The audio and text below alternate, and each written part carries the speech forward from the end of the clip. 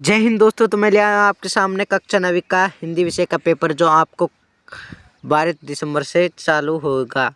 ये पेपर आपको लिए बहुत ही इम्पोर्टेंट पेपर है। इस पेपर को आप पूरा पढ़ें और इसकी वीडियो आप बिल्कुल स्किप नहीं करें, तो तभी आपके समझ में आएगा इस पेपर का पूरा टाइटल, तो किस तरीके से ये पेपर आने वाला है तो मैं आपको इस वीडियो में बताऊँगा। तो इसका समय 3.25 घंटे रहने वाला है और 70 नंबर के पूर्णांक है। और ये देख सकते हैं आप, अर्धवार्षिक परीक्षा 2023-24 की है। ये पेपर 2023-24 का है और नामांकन आपको यहाँ पर डालना है। और इसमें कुल प्रश्न 30 प्रश्न आएंगे और पृष्ठों की संख्या 3 है।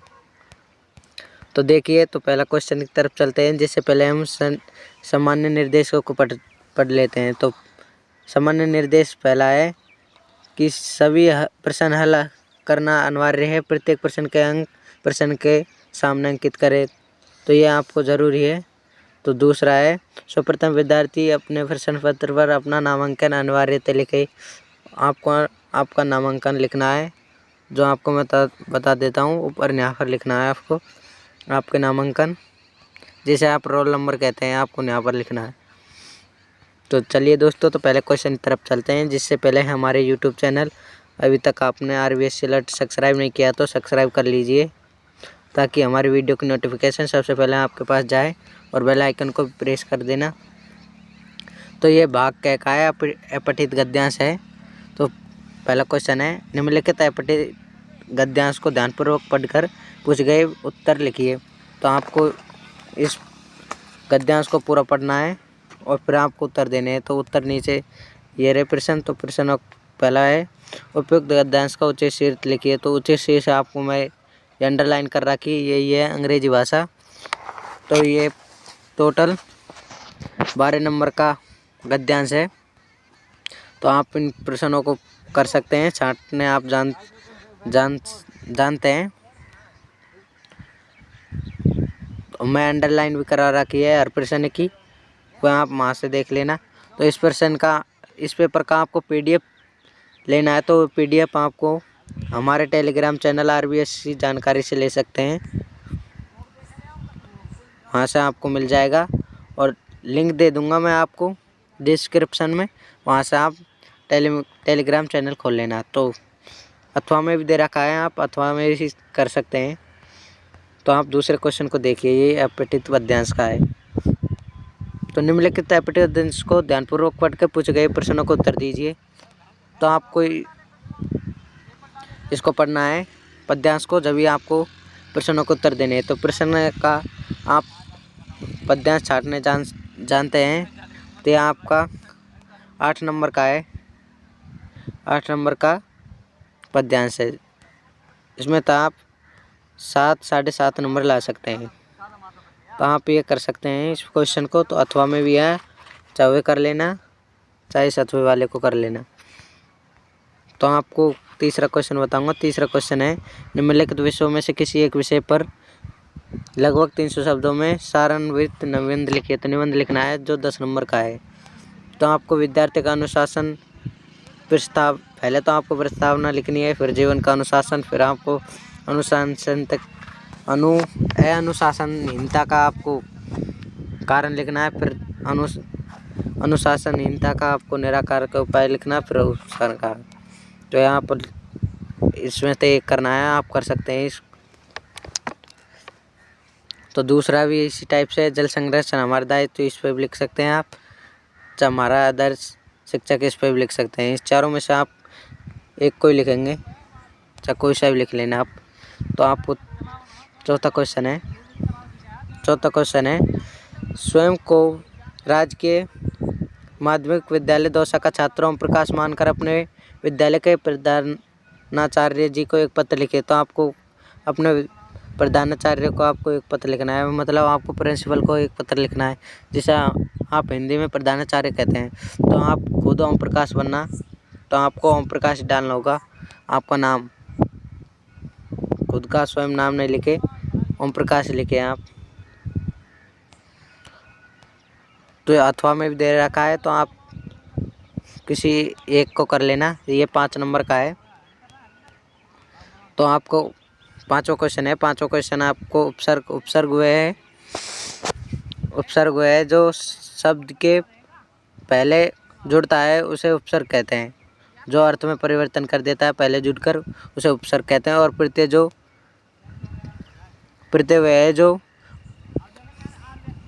शब्द के अंत में जुड़ता है उसे प्रत्यय कहते हैं। तो ये प्रत्यय और उपसर्ग की परिभाषा हो गई। उदाहरण आप लिख सकते हैं। जैसे आपको सु प्लस आगतम स्वागतम, आप इस तरीके से लिख सकते हैं उपसर्ग और प्रत्यय। तो कारक की परिभाषा आप लिख सकते हैं।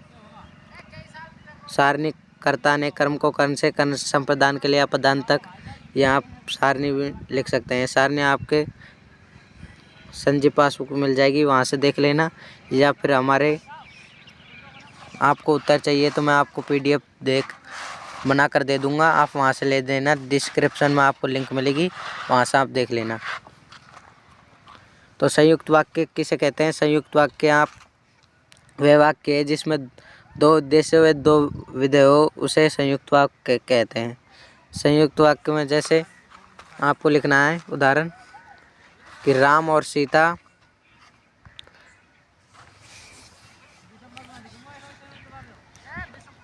वनवास में गए, तो इस तरीके से आपको लिखना है। तो आपको पर्यायवाची आप शब्द जानते होंगे तो पर्यायवाची आप लिख सकते हैं। तो यहाँ आप छोटे छोटे क्वेश्चनों को कर सकते हैं, ये इजी क्वेश्चन है,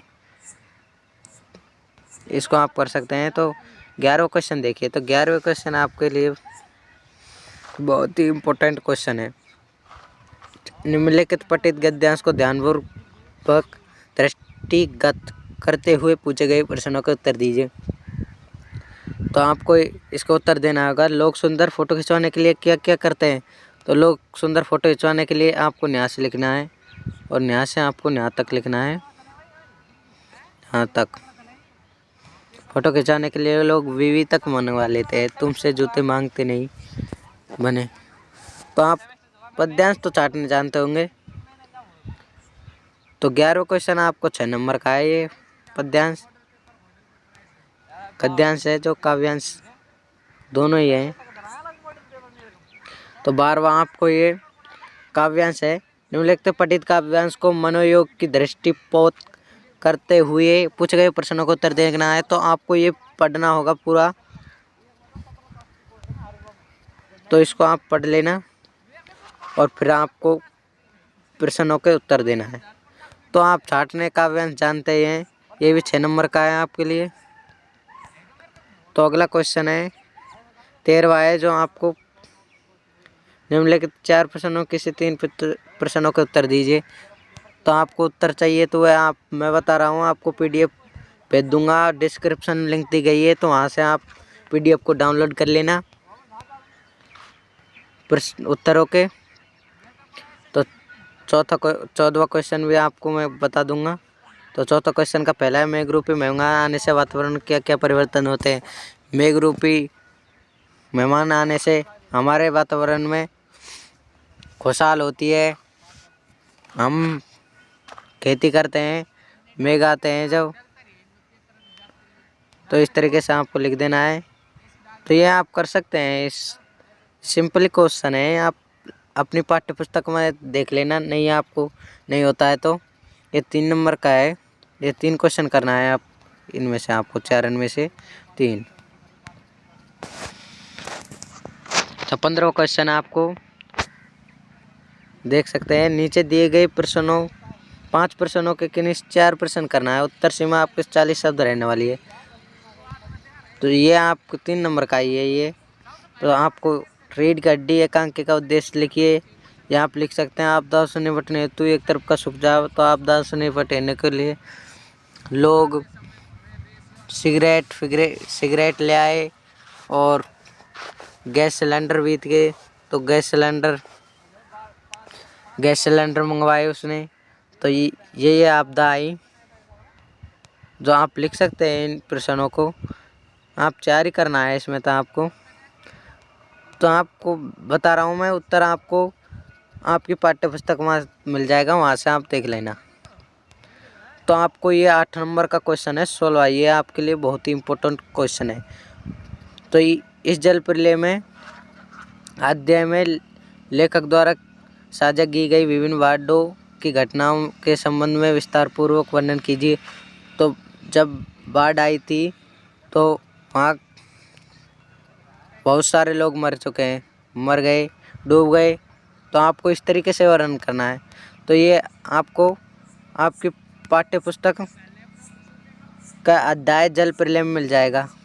इस जल प्रलय में यह अध्याय है, आपको वहाँ से देख लेना, आपको पूरा लिख देना है। तो अथवा में भी दिया गया है, तो मेरे संग की औरत, इसमें आप लिख सकते हैं, कोई सा भी कर सकते हैं आप। तो आपको वीडियो अच्छी लगी तो हमारे चैनल को सब्सक्राइब करें, लाइक करें और कमेंट भी करें, और बेल आइकन को आप बिल्कुल ही प्रेस करना नहीं भूलें। जय हिंद, जय भारत।